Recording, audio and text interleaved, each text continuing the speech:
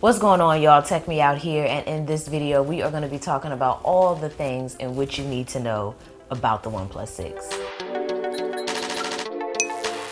So first off, the design. What you have here is a 6.3-inch AMOLED display. When it comes to button placement, everything is pretty much the same as it has been. So the volume buttons are on the left. Along the bottom, you have your USB-C charging port, you have your speaker, and you also have a headphone jack. But on the right-hand side is where things get a little bit different. So what you're gonna find over there is your power button, and then right above it, you're gonna find your notification slider. Now that notification slider is typically on the left-hand side, and this time has been moved to the right. Me personally, even though I haven't held it in hand, I'm pretty excited about this change. I feel like it's gonna be a little bit more natural and easier to kind of maneuver to the notification slider. As when I'm holding a phone, my thumb is typically in the position where the notification slider is versus having to kind of readjust it if it were on the left-hand side to get to it as I have in the past. Now, when you look onto the back of the phone, you have your dual pixel camera, and then right beneath that, you have your fingerprint reader. Now, the fingerprint reader this go around is a little bit different than it has been, as well as it seems to be more wide than it is tall. And you'll notice the shape of it has changed because on the OnePlus 5T, we had a circular kind of fingerprint reader, but on this one, we have more of a rectangle. Now, based upon looks alone, I feel like I would prefer a circle or something a little bit larger, as it just seems like it might be a little bit too short height-wise for me, and I might find that I'm not able to scan my finger as quickly and easily as I once could. Just a thought, but of course, an in-hand experience will conclude if that theory is wrong or right.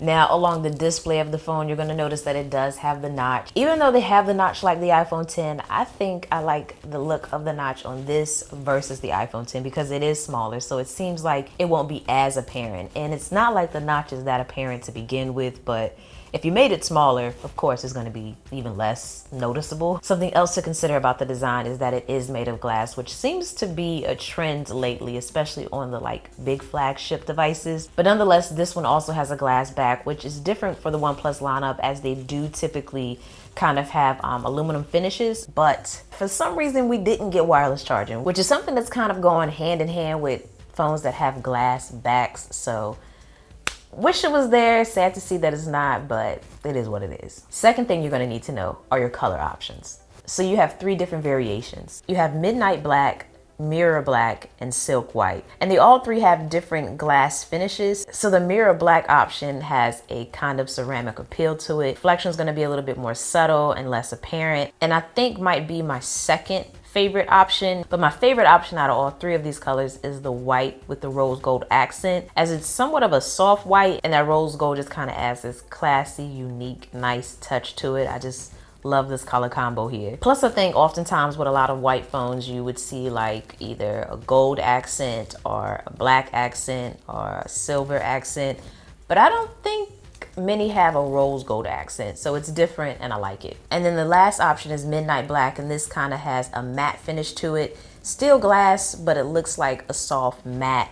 So yeah. Now the third thing you need to know about this is the camera, and along the back you're going to find that you have a 16 megapixel shooter, and it's with this lens that you have optical image stabilization, and then you also have a 20 megapixel secondary camera which doesn't have optical image stabilization, but regardless, something that I'm looking forward to that they're supposed to be bringing later, which currently isn't offered, is portrait mode on the front and rear facing camera. So I'm really interested to see how that's going to look up here. Maybe it's going to rival the Google Pixel, which seems to be beating everybody. It's kind of like leading the pack. Now, when it comes to video recording, you can record in 4K. You can also record slow motion at 240 frames per second in 1080p or 480 frames per second at 720p. Now, the next thing you're going to want to know about is what's inside of the phone, the internals. So inside, what we have powering this is Qualcomm Snapdragon 845 processor, which means you're going to get lots of great performance and a better battery and optimal gaming.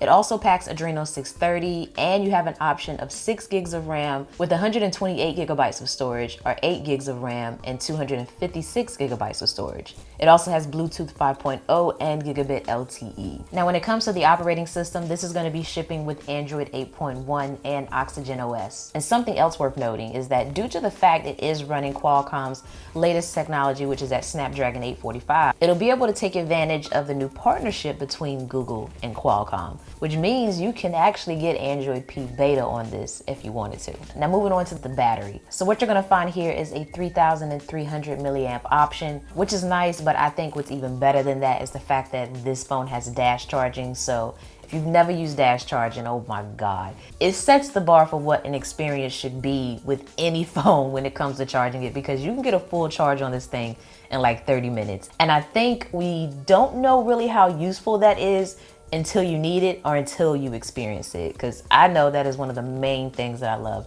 on any OnePlus device that I have used that offers it. It's just crazy how fast it charges, which kind of helps alleviate any frustrations that you may have. Now moving on to the price. So this comes in to me at a good midpoint. It's not quite a budget device, but it's not up there with the, you know, big flagship devices like the iPhone 10 and Galaxy S9 and all of those. It's a nice median price starting at $529 and going up as high as $629 based upon, of course, whichever configuration device you get for the RAM and the storage. Now, the next thing I think worth mentioning and talking about is gesture mode. So this is something that you can turn off or on. You're not forced to use it, but if you choose to use it, you'll find that you can actually get rid of your navigation bar at the bottom and take advantage of some gestures to pretty much navigate on your phone. So if you choose to enable this, you'll now be able to slide up from the bottom of your screen to get back to your home screen when you're in an application. Or if you take your finger from the bottom, slide up and hold, it's going to pull up your most recently used applications. And if you ever want to navigate back, then you're going to go to the bottom left or right corner and slide up. It seems pretty cool. I personally feel like this is something that I would enable instantly,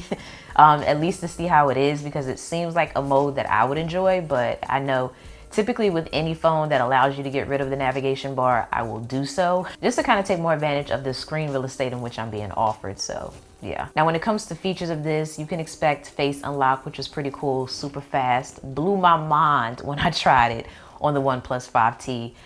So I'm really interested to see how it performs on the OnePlus 6, but I'm not expecting anything less than what I've already experienced, because that was mind-blowing how fast it actually unlocked my phone. It was like almost too fast. You also have something up here now called gaming mode, which is going to allow you to like more so focus on the game in which you're playing by ignoring notifications and configuring your phone in a way to just allow you to enjoy your game without any interruptions. You're also going to find that you have a dark mode theme, which I think is going to be pretty nice to enjoy on a display like this. And you can also choose to hide the notch. If you don't like it, you can turn on an option to kind of make a larger bar at the top of your screen so that you don't see the little section where the notch is. And now that we have discussed all of these things, I think the last thing, of course, that you're going to want to know is the release date. When can you get this phone in your hand? So you can actually go online and order this phone as soon as May 22nd, which is only a few days away. So you have just a little bit of time to get that money up and also to choose that color and storage and RAM option in which you want. If you're curious which one I'm going for, I would probably say the base model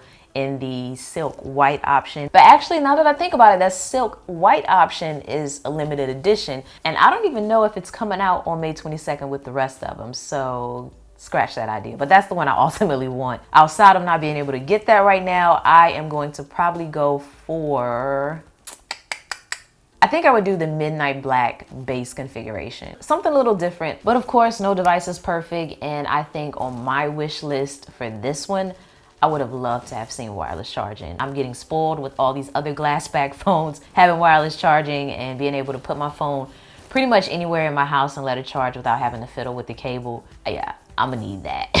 And the other thing which I would have liked to have seen would have been like an extra speaker. I would personally rather have another speaker than a headphone jack, because I'm pretty much Bluetooth everything, so the headphone jack doesn't really have a purpose for me. But I'm curious to know, does it have a purpose for you? Have any of you kind of converted over to Bluetooth so much that hearing a headphone jack is offered on a phone means nothing really to you? Let me know down in that comment section. But yeah, outside of that, if for some reason you made it this far and you did not hit that like button or that notification bell or subscribe, please go ahead and knock out all three for me. I will greatly appreciate it if you do. But in the meantime, I'm gonna head on down to the comment section of this video for a little bit and have a conversation with you, because I'm curious to know if any of you out there are going to pick up the OnePlus 6, and if you're not, why not?